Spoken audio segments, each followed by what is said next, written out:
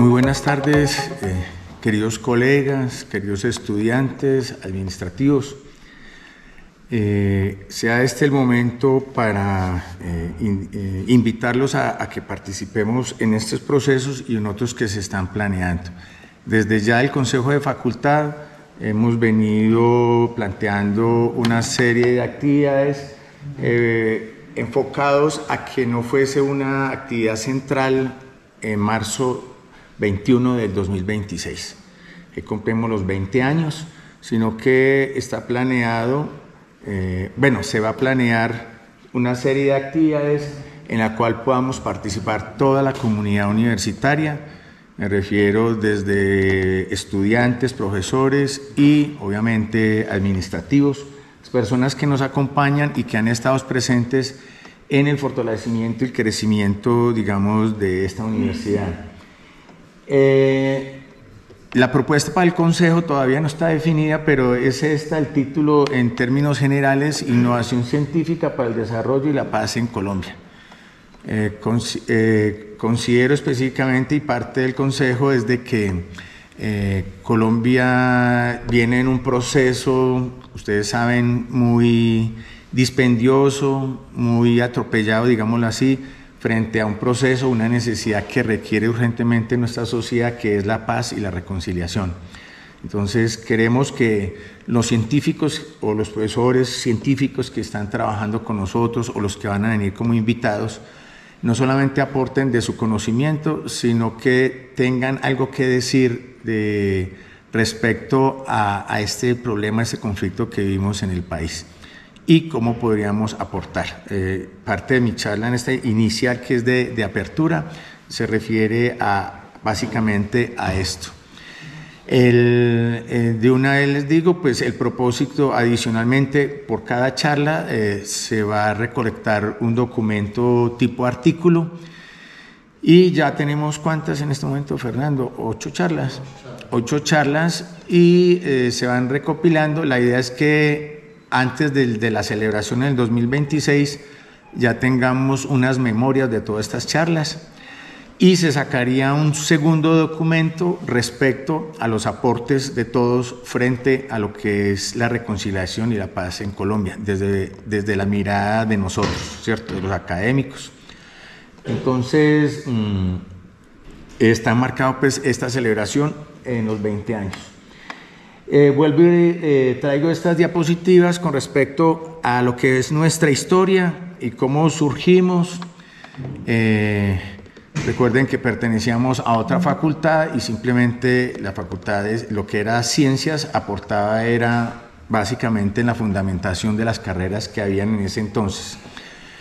El aporte de los decanos que me preceden, el profesor Andrés Rosales, que está presente, el profesor Fabián, y recién salido el profesor Carlos Daniel, pues han hecho un proceso y una gestión enorme de diferentes, digamos, ámbitos, tanto en lo académico como lo científico, frente al soporte que debe ser una facultad de ciencias para una universidad como lo es nuestra Universidad Nacional de Colombia, especialmente para nuestra sede. En esa mentalidad es darle continuidad y poder permitir entonces desarrollar diferentes actividades. Entonces, finalmente, simplemente quería mencionarles algo frente a la celebración que iniciamos hoy. Ya van 2 décadas de una dedicación, esfuerzo y compromiso en la construcción de un futuro mejor para nuestra sociedad. Durante todos estos años hemos sido testigos del poder transformador de la ciencia y la tecnología como herramientas fundamentales para el desarrollo, el conocimiento y el progreso de nuestra nación. En un país enfrentado a diferentes problemas sociales, políticos y económicos, es imposible ignorar el papel crucial que tiene la ciencia y la tecnología para la promoción de la reconciliación y la paz en nuestro país. Hoy más que nunca reconocemos que la ciencia no solo es un motor de innovación y desarrollo, sino que también es un puente para el entendimiento y la cooperación y sobre todo el bienestar colectivo de todas las comunidades. La ciencia y la tecnología no son neutras, sino que tienen un compromiso ético con el bienestar de la humanidad. Cada avance debe estar guiado por principios éticos que garanticen que el conocimiento y la innovación generen en nuestro país, en nuestras aulas, y se usen para promover el bien común. Desde esta perspectiva es que nuestra labor en la comunidad académica no es solo generar conocimiento, sino también formar ciudadanos que actúen con responsabilidad y una conciencia social. Además, entendemos que el verdadero desarrollo humano no va más allá de un crecimiento económico. Implica empoderar a todas las personas, a los estudiantes, a cerrar brechas de desigualdad y a garantizar que todos los colombianos, sin importar su origen, su condición, tengan la oportunidad de vivir con dignidad y contribuir al progreso del país. La investigación científica y el desarrollo tecnológico son claves para hacer realidad este desarrollo humano. Como comunidad académica, nuestra misión no solamente es formar profesionales competentes, sino también ciudadanos comprometidos con la construcción de un país reconciliado y en paz. Nuestro trabajo diario tiene un impacto directo en la sociedad y con ello contribuiremos a sanar las heridas del pasado y a trazar un camino sólido hacia un futuro próspero para todos. Iniciemos pues esta gran celebración, son 20 años y estamos convencidos de que la ciencia y la tecnología son vehículos poderosos para la paz y la reconciliación. Sigamos construyendo de manera firme, con conocimiento, con compromiso ético y colaboración, un mejor país, más justo, pacífico y desarrollado. Feliz inicio de esta celebración, de estas 2 décadas que vamos a cumplir y que sigamos siendo protagónicos del papel que necesita de las ciencias, especialmente la ciencia y la tecnología, para el desarrollo también de nuestro país y nuestra región.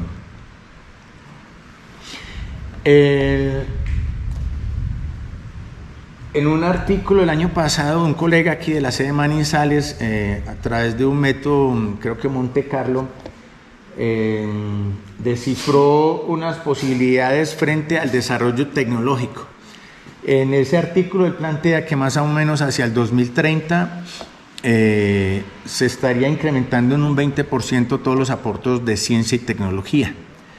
Hay otros 3 artículos, un link, uno de MinCiencias, de las Minitic, la otra es de la OCDE, no recuerdo bien, y todo apunta a que a pesar de las dificultades, a pesar de que tuvimos un estancamiento durante la pandemia, se está aumentando y se está incrementando, por ejemplo, el nivel de patentes, y eso significa un traslado de la ciencia y la tecnología que debe llegar a las comunidades en general.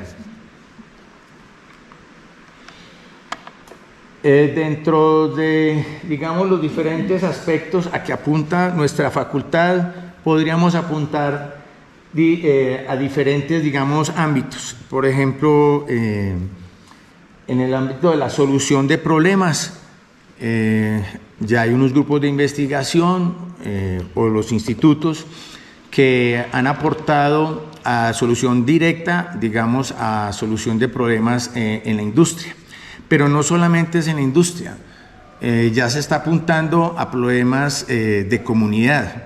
Todavía, a pesar de digamos, el desarrollo tecnológico que tenemos comunidades que, por ejemplo, no tienen agua potable. Digamos, eso es un sencillo y claro ejemplo de lo cual podemos, digamos, apuntar a las diferentes soluciones de problemas. Educación y capacitación en esas mismas comunidades. Consideramos que tenemos ciertas capacidades científicas y tecnológicas que podemos trasladar a ciertas comunidades. Es decir, casi que las comunidades, si se empoderan, pueden inclusive generar bienes de servicio que pueden consumir ellos mismos, sin tener que ser importados o trasladados de otras ciudades a sus regiones, por ejemplo. El desarrollo económico y creación de empleo. Si las familias, perdón, si estas comunidades se empoderan de cierta apropiación tecnológica, pues obviamente esto va a generar emprendimiento. Los emprendimientos generan empleo. Adicionalmente, esos emprendimientos pueden a su vez pueden llegar a ser empresas, como les decía hace un momento, frente a la creación de, digamos, de bienes de servicio. Es decir, que podemos estar apostándole al desarrollo económico y la creación de empleo, específicamente en estas zonas que por lo general son muy golpeadas por los agentes de violencia en nuestro país. Independientemente del que sea, cuando una región, una comunidad no tiene una posibilidad de desarrollarse, es una comunidad que está inmersa o está expuesta a que se generen en él factores de violencia, que es uno de los factores que tenemos que apuntar. Obviamente, con ese desarrollo, esa transferencia tecnológica, podemos apuntar a una reconstrucción sostenible. Sostenible significa que pueda permanecer durante mucho tiempo, en el tiempo, para poderse, digamos, desarrollar como tal. A su vez, esa reconstrucción necesariamente tiene que ser a través de un diálogo y cooperación, y con eso podemos fortalecer y recuperar la gobernanza. Entonces, consideramos entonces que la ciencia y la tecnología tiene un gran papel, digamos, en todo este proceso. Bueno, la facultad mira y es, digamos, con nuestra perspectiva colectiva, hacia futuro. Creemos que podemos avanzar más, tenemos que, digamos, propiciar, tener una reflexión frente a nuestro papel hoy en día y a todo lo que podemos hacer hacia futuro. En estos 2 años estamos, digamos, buscando un esfuerzo. Primero, como lo ven en la parte central, si podemos lograr una infraestructura que vamos a necesitar, sobre todo para nuestros programas. Esa infraestructura nos va a permitir desarrollar laboratorios y salas de micros, adicionalmente espacios estudiantiles, espacios para los nuevos profesores, etc. Pero no nos quedamos ahí. Los programas que están ya marchando, tenemos, digamos, uno intermedio, Ciencias de la Computación, ya va en su mitad, y los que estamos iniciando, el programa de Estadística y de Ingeniería Biológica. Consideramos que el potencial más los profesores que vienen va a poder generar mucho más de ciencia y tecnología. Es decir, estamos creciendo, vuelvo, repito, nuestros decanos anteriores nos han puesto un buen sendero y creo que lo tenemos que continuar. Entonces no nos podemos estancar y consideramos que podemos lograrlo. Eso es como... nosotros tenemos diferentes programas, como un programa de CONFAN, preparación para la vida universitaria.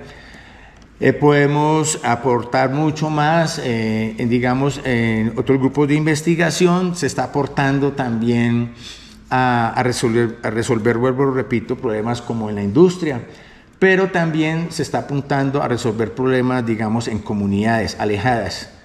De hecho, hay proyectos ya con otros departamentos. Nosotros, nuestra área de influencia es el eje cafetero y el Gran Tolima.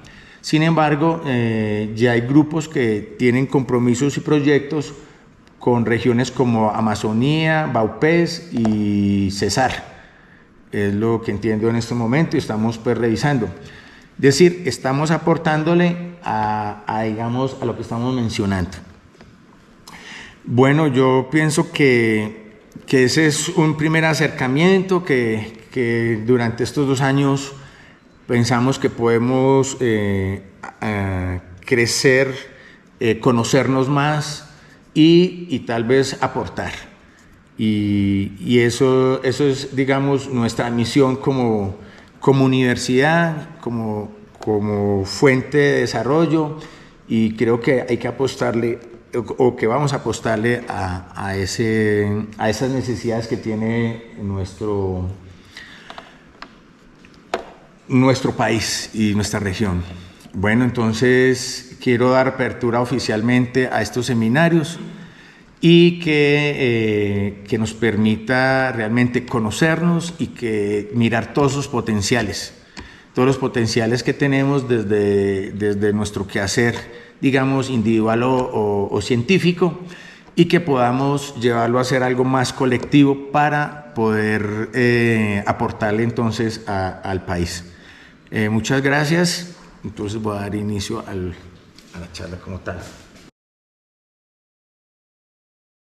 Entonces, en esa perspectiva de las presentaciones, de todos los aportes que podemos hacer y contribuir, voy a hablar sobre el siguiente tema, sobre emociones de la enseñanza y aprendizaje de las ciencias. ¿Por qué para mí es importante? Porque es un proceso de reflexión que llevo ya de estos 32 años de trabajar en la enseñanza de las ciencias. Es un trabajo que les voy a presentar, que se hizo, digamos, hace 20 años, pero sigue siendo, digamos, muy vigente, sobre todo porque la facultad viene inmersa en un proceso de armonización curricular, de la cual yo quiero permitir dar un primer aporte frente a ello, y obviamente pues, que tiene que ver con todos los procesos que vamos a revisar. Simplemente quiero mencionar algunos aspectos frente a la emotividad. De pronto voy a hablar un poco más de estudiantes que de profesores, pero es igual, puede suceder, digamos, en ambos casos. Lo primero que hay que definir desde 1986, bueno, hay una serie de artículos, pero rescato unos en la cual vemos que las emociones afectan, digamos, el rendimiento académico, es decir, lo que es el fracaso académico. Otro tema que voy a hablar es de la repitencia, por diferentes circunstancias, sobre todo los que enseñamos ciencias exactas y naturales. ¿Por qué? Si no hay realmente una buena motivación, por un lado el mismo profesor, pero principalmente el estudiante. Cuando el estudiante ve en las ciencias naturales como algo de falta de sintonía con lo que va a ser su futuro profesional, pues no le motiva mucho estudiarlas o aprenderlas, ¿cierto? Entonces, digamos, ahí empieza, digamos, una apatía, y esa apatía lo lleva a que pocos se encariñen con las ciencias. La ciencia es como aprender un nuevo idioma. Hay que aprender unas fórmulas, hay que aprender unos conceptos, pero a medida que se practica, se va adquiriendo, digamos, las competencias frente a eso. Esa apatía puede llevar a repitencia común. Yo voy a hablar de un tema específico que es la bioquímica, es de las áreas de la salud. Y esa repitencia lleva a que en los primeros semestres, normalmente y especialmente en nuestra universidad, más o menos el 30% de los estudiantes desistan de continuar con su carrera profesional. Bueno, esto igual está asociado también con factores con el profesorado, y básicamente qué tan motivado estoy para enseñar las ciencias y cómo la debo enseñar. O sea, cuando yo estoy motivado como docente, pues busco unas alternativas. De pronto aquí voy a plantear algunas de ellas, y que nos permita entonces dar, digamos, continuidad a ese proceso de enseñanza y aprendizaje. Hablo de un término de pronto poco mencionado, y es la autoestima. Y otros temas que voy a hablar, pero la autoestima, dependiendo de cómo yo me vea o cómo yo me refleje frente a los demás, eso no solamente lo proyecto, sino que lo vivo. Y en la enseñanza de las ciencias es aún más, es más considerado, y después les voy a explicar por qué. Puedo considerarme vencido o vencedor. Hay que repasar unos aspectos, no me voy a centrar mucho en Maslow y Erickson. En la pirámide hay que satisfacer primero unos aspectos fisiológicos, por ejemplo, alimentación, lo que llamamos una seguridad en sí mismo. Luego se crece cuando ya tengo seguridad en sí mismo, me permito relacionar con los demás, generar amistad, etc. Ya al estar en un grupo tengo un reconocimiento, que eso me ayuda a tener más autoconfianza que se requiere sobre todo en el aprendizaje de las ciencias. Y finalmente, cuando uno ha superado estas etapas, pues digamos en la pirámide de Maslow está la autorrealización. Es decir, pero bueno, así lo voy a mencionar rápidamente.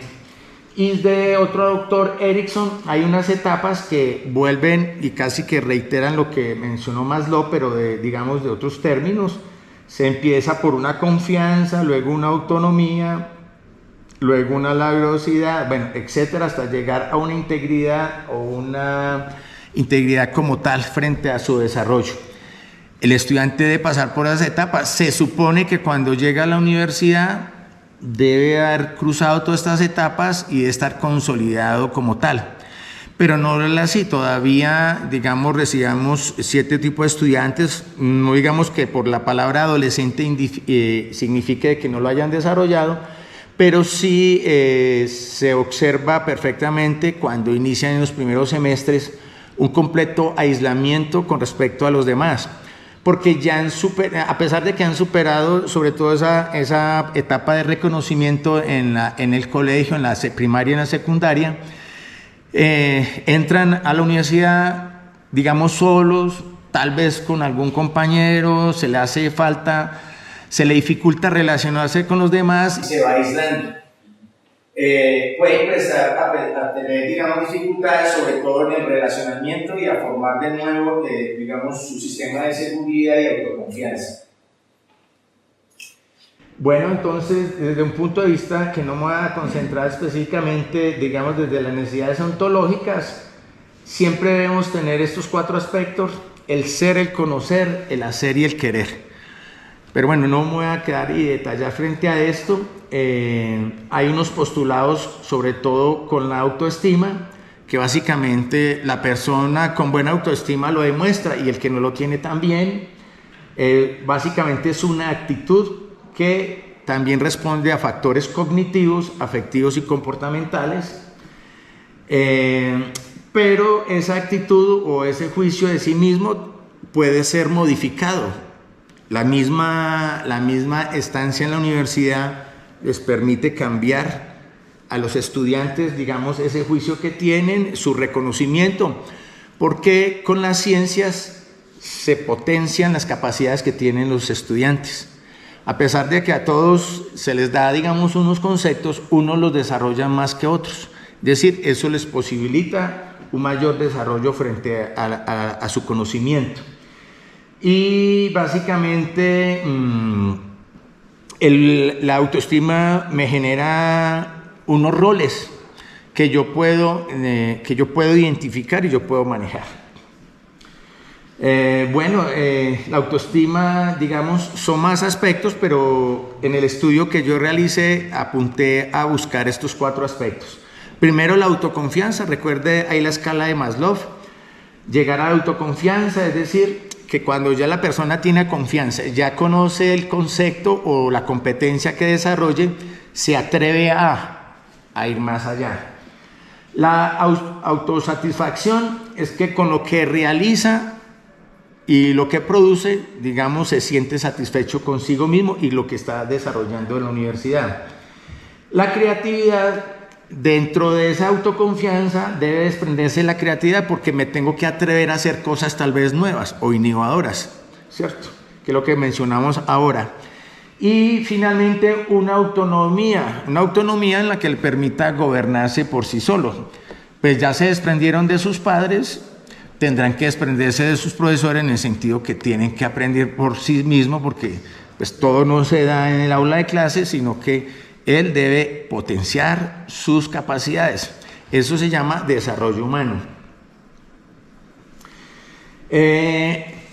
La autoestima, en ese estudio que realicé, se puede revisar por indicadores. Yo me fui básicamente con los logros y, digamos, los promedios académicos. Rápidamente, antes de hablar del tema, hablamos de para qué enseñar.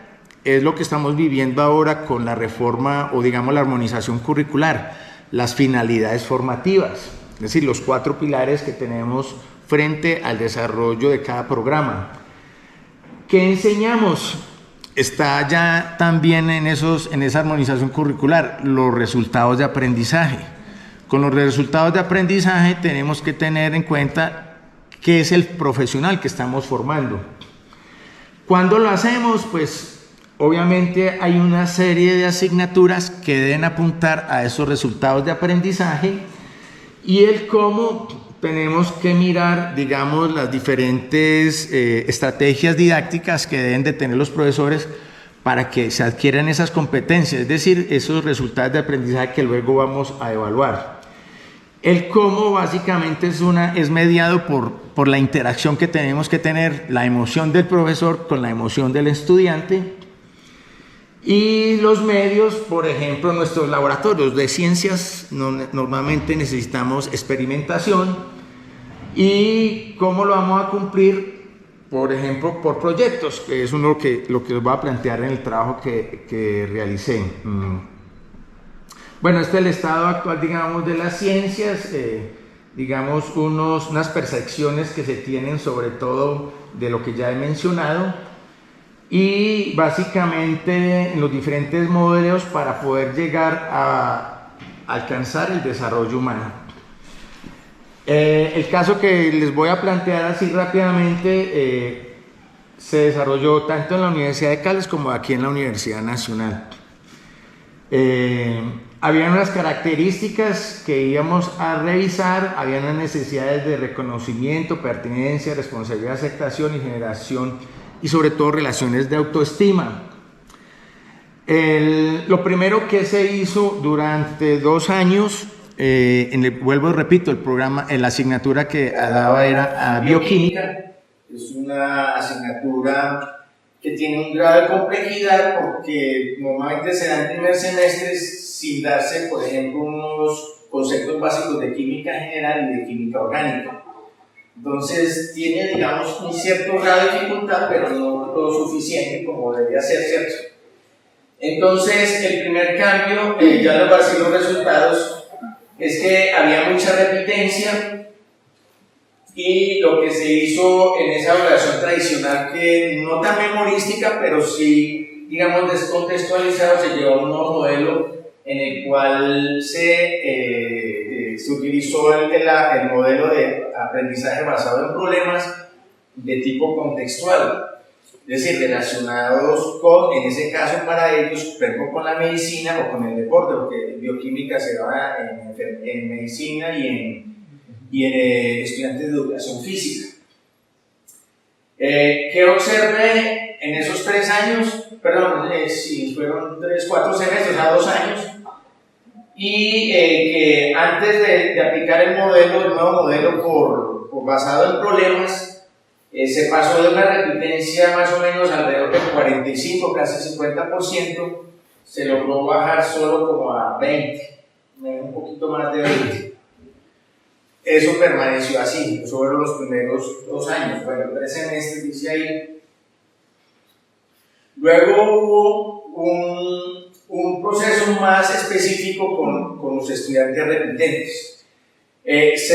Observé en el proceso de investigación, los estudiantes que repiten por primera vez son muy fáciles a que repitan por segunda vez. ¿Por qué? Porque el estudiante, vamos a ver algunos aspectos de los estudiantes, de entrada le echan la culpa al profesor, ¿cierto? Segundo, estamos hablando de autoestima, autoconfianza, relaciones, ¿cierto? Como sale su grupo, su camaradería, entra a repetir con un nuevo grupo. El estudiante se siente aislado de ese nuevo grupo. Por consiguiente, él se siente como solo. Adicionalmente tiene un factor negativo que es culpar al profesor. Entonces todo eso se suma y con seguridad vuelve y repite. En ese entonces, cuando todavía se desarrollaba lo que es la repitencia y el estado en el programa, ¿qué se observó? Ok, que los estudiantes repitentes se les dio un nuevo rol, perdón, se me olvidó mencionarlos, es que el estudiante dejaba de estudiar porque él sabía que él tenía el conocimiento del tema y dejaba de estudiarlo, dejaba de practicarlo. Recuerde que dijimos que es como una especie de idioma y que por consiguiente la culpa es del profesor y él no tiene por qué estar repitiendo. Va a los exámenes y vuelve y repite. ¿Qué se hizo? Se le dio un nuevo rol. No se podía decir que era un becario o un monitor. Se le puso la palabra guía académico. El guía académico es que él debía responsabilizarse de un grupo pequeño de los estudiantes nuevos con los que estaba viendo, que lo obligaba a uno a que él se relacionara y adicionalmente estudiara con esos nuevos compañeros. Era un rol inicial de, digamos, como de monitor o becario para que volviera y retomara los temas que debía estudiar. Eso que generó que ya primero bajamos del 45% de repitencia a un 25%, y ya con esta actividad la repitencia se nos bajó más o menos al 9.4%. Eso se hizo durante otros 2 años más. Estamos hablando, ya llevamos 4 o 5, es que no recuerdo exactamente. Y adicionalmente se revisó el promedio académico, el promedio de todos los grupos. Se bajaban de promedios de 2.9, se fue aumentando 3.3 y se logró llegar como hasta 3.5.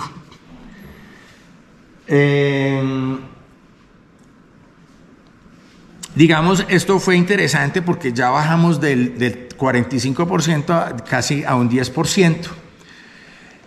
Se realizó otra propuesta ya estamos que en el 5.º año, creo, en el 5.º año, y específicamente se facilitó con unos estudiantes de medicina veterinaria y zootecnia, en el cual, siendo el primer semestre, se les puso a desarrollar unos proyectos aplicados, especialmente con bovinos, porcinos, con aves de corral o de alimentación o de engorde.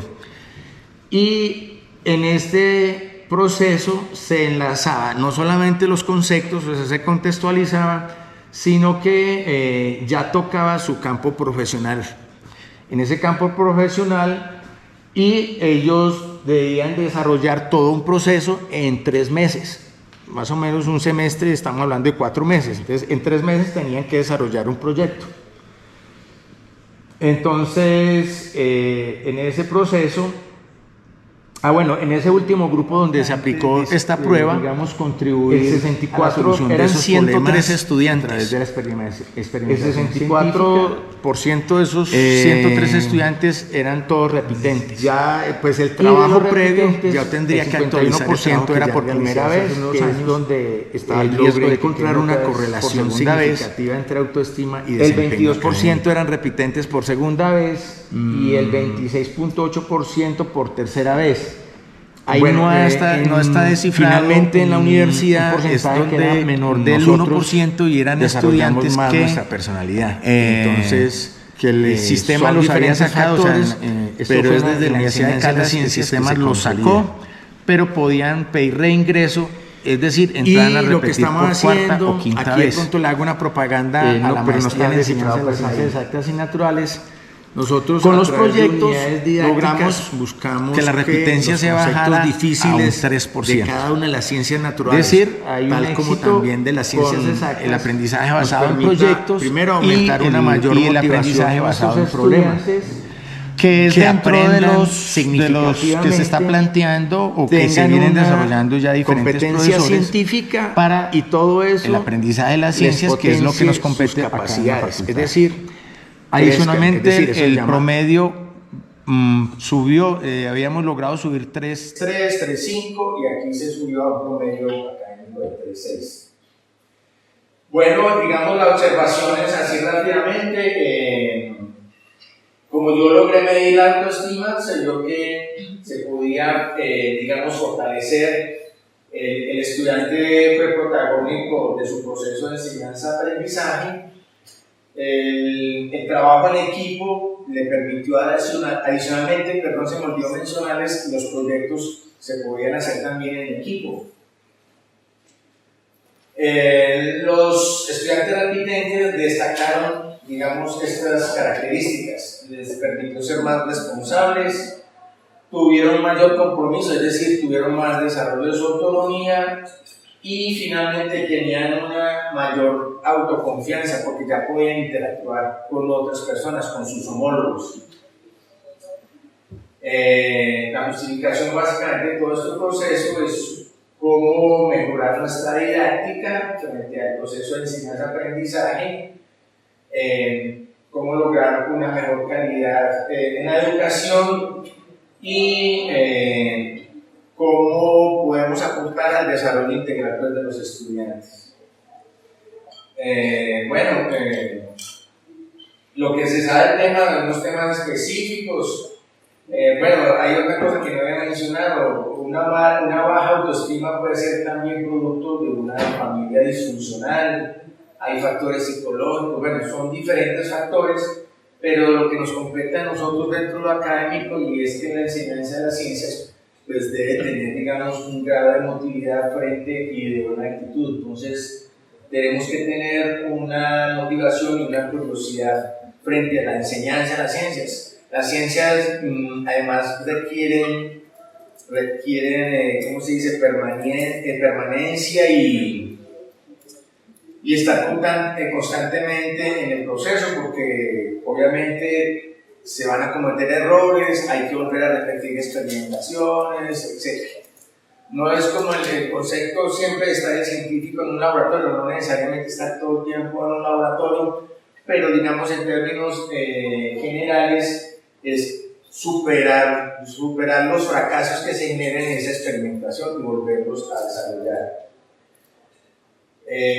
La autoconfianza, digamos, es como el culmen frente al desarrollo, digamos, de la autoestima, y obviamente para poder tener un buen desarrollo humano, pues la educación científica debe fomentar básicamente eso, el crecimiento personal. La ciencia debe innovar para construir un mejor futuro. Sabemos que debemos resolver problemas sociales y ambientales y básicamente a través de resolver esos problemas sociales y ambientales de la ciencia y la tecnología pues aportamos, digamos, a la construcción de paz.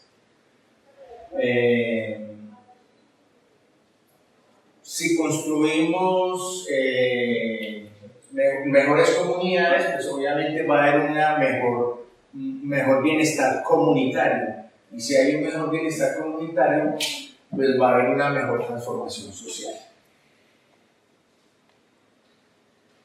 Bueno, entonces, como conclusiones, nuestra presencia como Facultad de Ciencias es básicamente, digamos, contribuir a la solución de esos problemas a través de la experimentación científica. Ya, pues el trabajo previo, ya tendría que actualizar el trabajo que ya realicé hace unos años. Logré encontrar una correlación significativa entre autoestima y desempeño académico.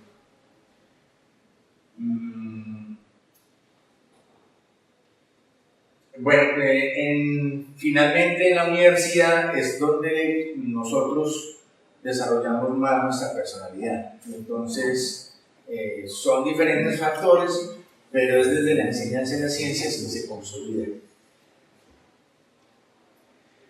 Y lo que estamos haciendo, aquí de pronto le hago una propaganda a la maestría en enseñanza de las ciencias exactas y naturales. Nosotros a través de unidades didácticas buscamos que los conceptos difíciles de cada una de las ciencias naturales, tal como también de las ciencias exactas, nos permita primero aumentar una mayor motivación en nuestros estudiantes, que aprendan significativamente, tengan una competencia científica y todo eso les potencie sus capacidades, es decir, crezcan, es decir, eso se llama desarrollo humano. Hay diferentes visiones, los contextos. Yo lo dije en mi campaña de decano, soy campesino y lo sigo diciendo, soy un campesino orgulloso, aproveché las oportunidades, agradecido de la universidad pública porque por ella pude estudiar. Tal vez me considero un oportunista, y por oportunista es que pude estudiar lo que nunca pensé que iba a estudiar y estar aquí frente a ustedes, no solo para dirigir una gran facultad, sino aportar a la sede y obviamente a través de la sede a las regiones y el país en general. Con eso quería cerrar mi presentación y de nuevo invitarlos a que participemos en este espacio, creo que es un buen inicio, y obviamente darle gracias a las personas que vienen colaborando con la misma facultad y bueno, creo que este es el inicio. Muchas gracias. Bueno, si hay preguntas. Muchas gracias al profe Héctor Jairo. No sé si hay preguntas, inquietudes, sugerencias. Profesor. ¿Ustedes han hecho el mismo ejercicio para los estudiantes que ven la asignatura por primera vez? ¿Y qué resultados han obtenido? Porque me parece que los que repiten segunda, tercera y cuarta vez tienen una ventaja muy grande que los que inician esos cursos. Entonces la metodología y los resultados pueden ser mejores para los que repiten, para los que inician. No sé. Pues obviamente, digamos, a la metodología que yo, digamos, que se generó, no son propios, o sea, el aprendizaje basado en problemas y proyectos es una metodología ya, digamos, tiene sus años, pero la consolidación de eso, más el rol que se le dio como, digamos, como guía académico, le permitió que tuviese, no digamos los mismos resultados, pero sí superaran, digamos, el nivel mínimo de aprobación. Eso sí lo logró. Algunos sí superaron mucho más, pero lo que yo observé es que, digamos, lo superaron simplemente. Lo superaron y se bloqueó sobre todo esa parte de que los que entraban a la segunda vez repetían de una vez y pasaban a tercera, a repetir por tercera vez. Eso fue lo que encontré en ese momento. El proyecto pues ya tiene algunos años, o el trabajo que se realizó, de pronto habría que contextualizarlo, porque yo lo hice inclusive con toda la sede. Yo apliqué toda la parte para determinar lo de autoestima, correlacionándolo con su desempeño académico, y lo hice con todos los programas de ese entonces, ¿cierto? Y esos fueron los resultados que encontré.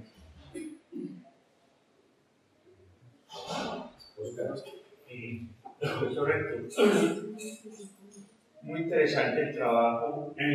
Quisiera saber si sería lo mismo, si puede correlacionar.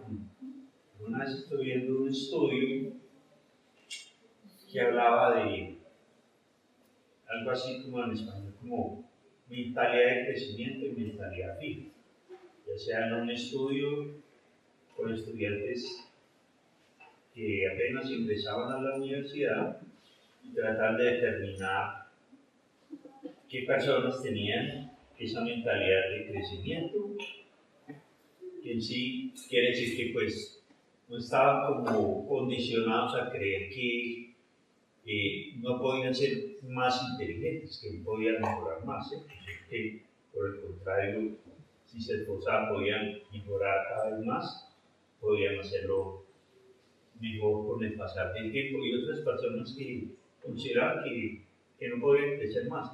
Y con el tiempo se dieron cuenta a través de la carrera que precisamente las personas que tenían esa mentalidad de crecimiento eran las más exitosas, mientras que las otras no eran tan por debajo del promedio. Yo no sé si de pronto esa autoestima también se puede correlacionar con eso. Yo me atrevería a decir que sí se correlaciona. Yo lo voy a dar así como un ejemplo. Yo tuve un estudiante, tuve la fortuna de tener un estudiante en primer semestre en química general, que es de ingeniería química. Recuerdo pues, las condiciones pues, en las que él venía, y era un estudiante que se me hacía en el último rincón, porque yo tengo una característica que casi que todo el tiempo en la clase le estoy preguntando a todos los estudiantes. Cuando le lanzaba la pregunta, casi que en la forma de hablar suave, era temeroso y digamos, no, digamos, había que sacarlo, digamos, de ese ensimismamiento. Bueno, terminó el semestre, aprobó conmigo. Luego, en química orgánica, es cuarto o quinto semestre, volví y me lo encontré. Como tengo la misma metodología, pregunta ya hablaba inclusive más duro, iba resolviendo. Eso no se debe a mí, o sea, se debe al conjunto de la universidad y de todos los profesores. Yo creo que todos contribuimos a eso. Y el estudiante pues ya había potenciado, digamos, otras características, ya se relacionaba, ya no estaba en el rincón y escondido del aula de clase. Y, si no mal recuerdo, también hizo trabajo de grado conmigo. Cuando empezamos el trabajo de grado, pues el trabajo de grado lo hizo en una empresa. Vi todo el avance, mejor dicho, me tocó ver casi todo el desarrollo de él en su carrera. Y adicionalmente, cuando hizo aquí una especialización en nuestra facultad de estadística, el cambio, o sea, si usted es el estudiante de ese primer semestre al último, fue un cambio brutal. Y a que así el estudiante venga con, digamos, una mirada corta, pero a medida que se va interrelacionando, hablando con otros estudiantes, va cambiando su mirada de futuro. Inclusive con los profesores, los profesores investigadores, los semilleros son importantes en eso, son un aporte fundamental, porque el estudiante se le abre el mundo, Entonces, de pronto él alcanzó a ver que escribí que también de familias disfuncionales, cuando la familia, el estudiante viene con una baja autoestima, no tiene una mirada de futuro, y con seguridad va a fracasar, porque no ha podido superar, digamos, ese proceso de autonomía y autosatisfacción, porque viene mal desde la casa, para encontrarlo acá. Sin embargo, creo que también ha pasado aquí por la universidad, digamos, ese tipo de estudiantes y también han logrado superar. Entonces, y hay estudiantes que uno observa, afortunadamente me gusta dar en primer semestre por eso. Yo he visto estudiantes que llegan, unas cosas que yo le incentivo a los estudiantes de que estudien un segundo idioma. ¿Por qué? Las potencialidades de becas en el exterior, con buenas condiciones, etcétera, etcétera. Y el primer semestre me di cuenta con un estudiante que tenía apenas 16 años y ya manejaba o dominaba el japonés. ¿Por qué? Porque él quería irse a estudiar un posgrado a Japón. Creo que ya está terminando ingeniería química y esa es la idea. Pero ¿de dónde viene que él viene con esa característica de haber estudiado japonés? Es tal vez que con seguridad, yo lo hablé y es la formación de los padres. La formación de los padres también le ayudó tal vez a abrirle la mente al estudiante y tener, digamos, esa mirada. Diferente a la que yo tuve cuando entré a estudiar. Yo se los confieso, yo entré a estudiar ciencias desmotivado y sin ganas. Cuando empecé en la universidad ese primer semestre, yo tal vez era ese estudiante que les comenté ahora, por ahí alejado, sin ganas, con pereza, pero a medida que me fue interactuando con los estudiantes y sobre todo con mis profesores, me fue entusiasmando y me fue abriendo ese apetito científico. Y creo que lo logré, pero bueno, no sé, pero creo que a mí por eso le debo todo a la universidad. Me cambió el mundo totalmente, me transformó mi vida, me cambió mi calidad de vida, etcétera, etcétera. Entonces creo que eso yo creo que es lo que debemos transmitir, o sea, no transmitir, sino lograr que los estudiantes que tengamos puedan, digamos, potenciar todo su capacidad. Tal vez yo tenía ese potencial, sino que yo no lo miraba, no lo visualizaba. Mis padres no tienen un nivel educativo, mi papá no terminó primero de primaria, mi mamá sí llegó a estudiar como segundo de bachillerato.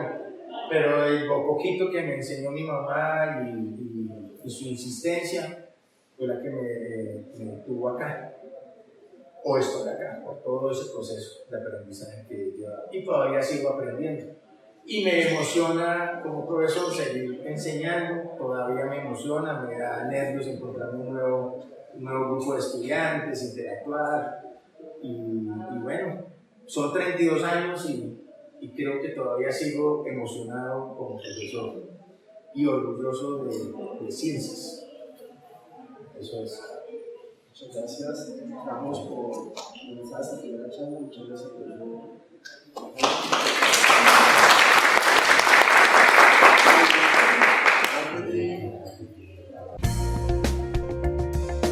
Universidad Nacional de Colombia, proyecto cultural, científico y colectivo de Nación.